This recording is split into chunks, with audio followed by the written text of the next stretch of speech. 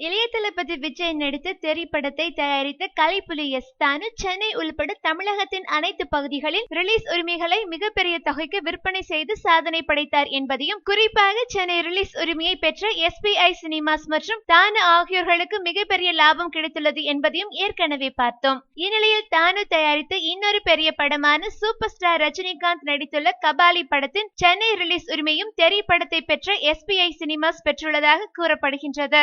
மேலும் தமிழகத்தின் மற்ற பகுதி ரிலீஸ் ஏரியாக்களை தானுவே சொந்தமாக ரிலீஸ் செய்ய உள்ளதாக கூறப்படுகின்றது.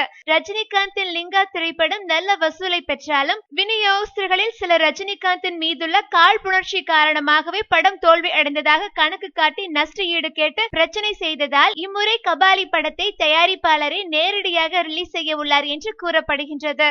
மேலும் சினிமா செய்திகளை உடனுக்குடன் தெரிந்து கொள்ள கீழே உள்ள சப்ஸ்கிரைப் பட்டனை அழுத்தவும்.